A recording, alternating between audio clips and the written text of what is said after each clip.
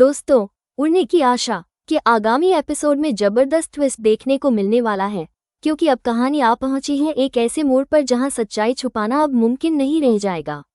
Episode की शुरुआत होती है शॉप के सीन से। रोशनी अपने काम पर ध्यान देते हुए दुकान पर आती है और स्टाफ से कहती है कि उसे नया स्टॉक चेक करना है। स्टाफ उसकी बात मानकर उसे स्टोर रूम की ओर लेकर जाता है। सब कुछ सामान्य चल रहा होता है, लेकिन जैसे ही रोशनी स्टोर रूम में कदम रखती है, उसे अचानक अंदर से कुछ अजीब सी आवाजें सुनाई देने लगती हैं। शुरुआत में तो रोशनी को लगता है कि शायद कोई सामान गिर गया होगा या कोई चूहा इधर उधर दौड़ रहा होगा, लेकिन आवाजें लगातार आती रहती हैं और काफी स्पष्ट हो जाती हैं। अब रोशनी को थोड़ा शक होता है कि कहीं दुकान में चोर तो नहीं घुस आया। वो तुरंत एक डंडा उठाती है और स्टाफ से कहती है, तुम मेरे पीछे रहो, अगर कुछ गलत हुआ तो तुरंत पुलिस को फोन करना।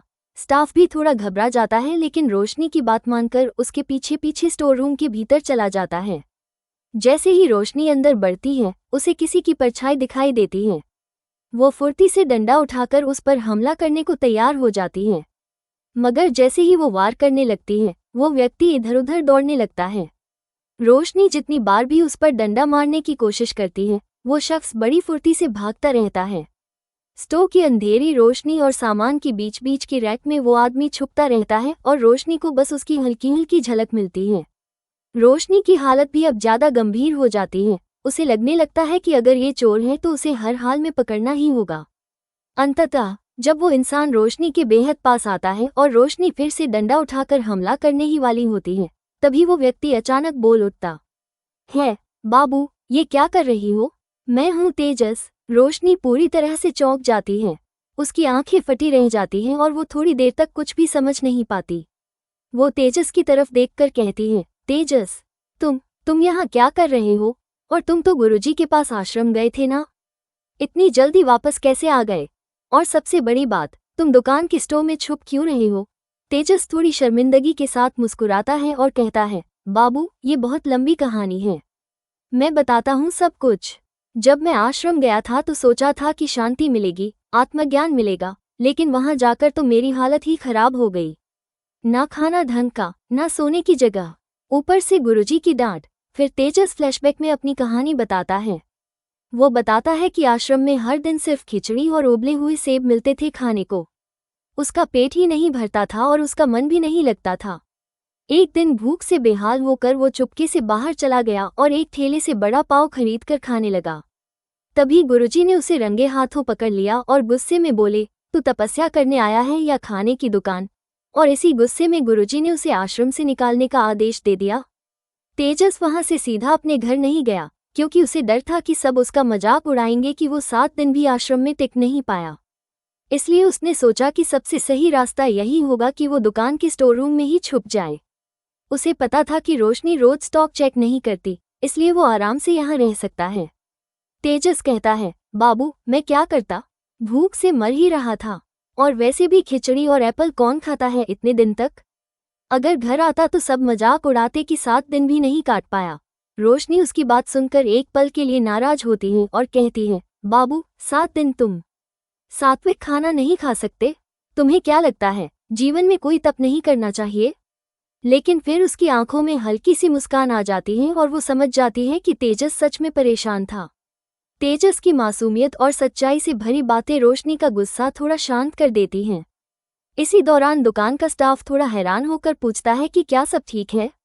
रोशनी कहती है, हाँ, सब ठीक है, चोर नहीं निकला, बल्कि कोई और निकला। और हल्की सी मुस्कान के साथ तेजस की तरफ देखती है। स्टाफ भी कुछ नहीं समझ पाता, लेकिन माहौल अब हल्का हो चुका होता है। रोशनी की दुकान के स्टोर रूम में तेजस के अचानक मिलने के बाद सारा माहौल हल्का फुल्का हो गया था। हालांकि रोशनी ने उसे डांटा था कि वो इतनी बड़ी दुकान में बिना बताए क्यों छुपा हुआ था, लेकिन जब तेजस ने भूख और शर्मिंदगी की वजह बताई तो रोशनी का गुस्सा भी कम हो गया। मगर अभी बात यही खत्म नहीं हुई थी। रोशनी जैसे ही स्टोर के भीतर थोड़ा और बढ़ी, उसे एक कोने में कुछ गड़बड़ नजर आई। वहीं तेजस फिर से थोड़ा घबरा गया और वो खुद जाकर एक बड़े बॉक्स के पीछे छुप गया। वो डरते हुए रोशनी की ओर झांकता है और धीरे से कहता है, पर बाबू, उस लेटर का क्या करेंगे? वो लेटर तो फिर से आने वाला है, तब मुझे कौन बचाएगा? रोशनी उसकी बात सुनकर थोड़ा रुकती है, क्योंकि उसे एहसास होता है कि तेजस केवल मजाक में नहीं बल्कि सच में अंदर से डरा हुआ है। तेजस की आंखों में डर साफ छलक रहा होता है। रोशनी थोड़ा गुस्से में लेकिन नरमी के साथ कहती है, तेजस, मैंने कितनी बार तुझसे कहा है कि ये कोई प्रैंक कर रहा है, कोई तेरे साथ मजाक कर रहा है। तू इतनी आसानी से डर क्यों जाता है? लेकिन तेजस अपनी बात पर अड़ा रहता है। वो कहता है, बाबू, तुम नहीं समझती हो, ये लेटर कोई मजाक नहीं है। हर बार जब वो लेटर आता है तो मेरा दिल बैठ जाता है। अब की बार अगर फिर से आया तो मुझे कुछ हो जाएगा, मुझे कहीं और जाकर छुपना पड़ेगा। मैं अब इस दुकान में भी सुरक्षित नहीं हूँ। अब रोशनी को समझ आ जाता है कि मामला जितना वो समझ रही थी उससे कहीं ज्यादा गंभीर है। तेजस के मन में डर किसी खेल या मजाक की वजह से नहीं बल्कि अंदरूनी चिंता से उपजा हुआ है। उसकी घबराई हुई आंखें और कांपती हुई आवाज ये साफ करती हैं कि उसके भीतर एक असुरक्षा की भावना पल रही है। रोशनी अब तेजस के पास बैठती है, उसके कंधे पर हाथ रखती है और कहती है, देखो तेजस, तुम्हें कहीं भागने या छुपने की जरूरत नहीं है। डर से भागने से डर और बढ़ता है, बल्कि तुम्हें उसका सामना करना होगा। तेजस थोड़ा नाराज होकर कहता है, बाबू, ये बातें फिल्मों में अच्छी लगती हैं। असल जिंदगी में जब दिल डर के मारे धड़कना बंद करने लगे तो कुछ भी सही नहीं लगता। अब रोशनी थोड़ी सख्ती से बोलती है, अगर तू बार बार भागेगा तो ये डर तुझे अंदर से खा जाएगा। और तू जानता है ना, डरने वाले को ही बार बार निशाना बनाया जाता है। इसलिए अब कोई भागना नहीं है, अब हम खेल को पलटेंगे। तेजस हैरान होकर उसकी तरफ देखता है और पूछता है, मतलब? रोशनी मुस्कुराकर जवाब देती है, मतलब मेरे पास एक प्लान है। हम उसे पकड़ेंगे जो तुझे ये लेटर भेज रहा है, जो भी ये सब कर रहा है। हम उसे बेनकाब करेंगे और तेरे डर का हमेशा के लिए अंत करेंगे। तेजस थोड़ी राहत की सांस लेते हुए कहता है, सच में बाबू? पर कैसे? अब रोशनी उसे अपनी योजना समझाने लगती है। वो कहती है कि अगली बार जैसे ही कोई लेटर आए वो उसे फाड़ेगा नहीं छुपाएगा, बल्कि उसे मेरे पास लेकर आएगा। हम उस लेटर पर किसी का फिंगरप्रिंट निकलवा सकते हैं या फिर सीसीटीवी फुटेज चेक करेंगे। तेजस थोड़ी देर सोचता है और कहता है, पर बाबू, अगर उसने चेहरा ढककर लेटर डाला तो? रोशनी जवाब देती है, तो हम टाइम का हिसाब रखेंगे। हम उस टाइम शॉप के बाहर कोई बैठा देंगे जो हर आने जाने वाले पर नजर रखेगा। हम इसे हल्के में नहीं लेंगे तेजस, लेकिन डरकर भागेंगे भी नहीं। तेजस अब थोड़ा हिम्मत पकड़ने लगता है। उसके चेहरे पर हल्की सी उम्मीद नजर आती है। वो कहता है, ठीक है बाबू, इस बार मैं डरूंगा नहीं, तुम्हारे साथ हूँ। रोशनी मुस्कुराती है और कहती है, यही तो मैं चाहती थी। मेरा तेजस कोई कमजोर नहीं है, बस तुझे खुद पर भरोसा करने की जरूरत है। फिर दोनों स्टोर रूम से बाहर आते हैं। स्टाफ अभी भी थोड़ा हैरान रहता है लेकिन रोशनी कहती है कि सब ठीक है। तेजस कुछ दिन यहीं रहेगा क्योंकि वो कुछ काम में मेरी मदद करेगा।